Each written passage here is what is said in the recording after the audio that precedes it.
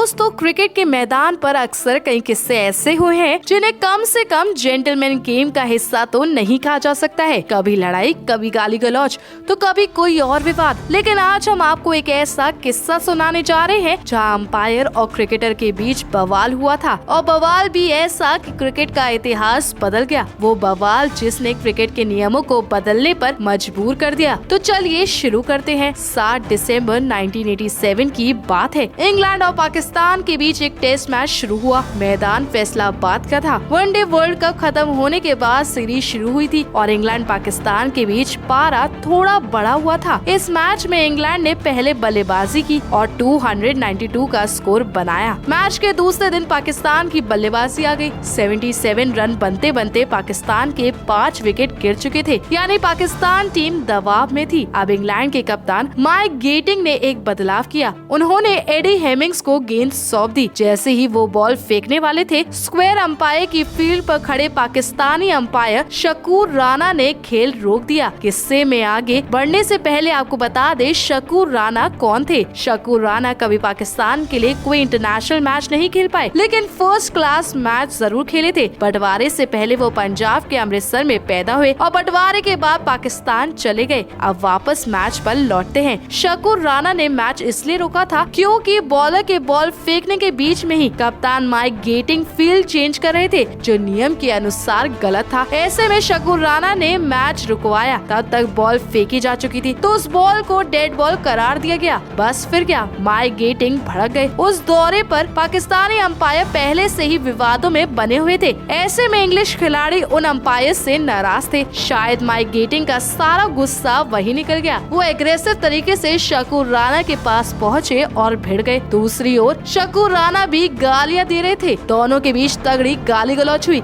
ये पहली बार ही था जब लाइव मैच के बीच में एक फैसले को लेकर अंपायर और फील्डिंग टीम के कप्तान के बीच इस तरह का गाली गलौज हो रहा हो। ये बहस इस कदर बढ़ गई थी कि अंपायर ने जब माइक गेटिंग को कहा कि जो तुम कर रहे हो वो नियमों के खिलाफ है, तो गेटिंग ने ये जवाब दे डाला कि क्रिकेट हमारा यानी अंग्रेजों का है और नियम भी हमने ही बनाए हैं। ये लड़ाई इसी तरह चलती रही। फिर मामला ठंडा हुआ तो मैच शुरू हुआ। इसके बाद अगला दिन आया। पिछले दिन और इस दिन के बीच में जो शाम हुई, तब तक शकूर राणा मैच से हटने की धमकी दे चुके थे। आपको जानकर हैरानी होगी कि अगले दिन यानी 9 दिसंबर को मैच शुरू ही नहीं हुआ, क्योंकि इंग्लैंड की टीम तो फील्डिंग के लिए फील्ड पर थी, लेकिन अंपायर्स नहीं थे। शकूर राणा ने मांग की थी कि बदतमीजी के लिए माइक गेटिंग को लिखित में माफी मांगनी होगी। अब ये मामला मैच रेफरी या दोनों टीमों के कप्तानों से आगे निकल चुका था। दोनों देशों के बोर्ड आपस में बात कर रहे थे। दोनों क्रिकेट बोर्ड शकूर राणा और माइक गेटिंग को एक पेज पर लाना चाहते थे। माफीनामा को थोड़ा कमजोर किया गया, लेकिन बात नहीं बनी। पहले माइक गेटिंग ने माफी मांगने से मना किया, लेकिन अपने बोर्ड के कहने पर वो थोड़ा झुके। लेकिन शकूर राणा ने अलग जिद पकड़ी हुई थी। बोर्ड के बाद बात सरकार तक पहुंची और इंग्लैंड के एम्बेसडर ने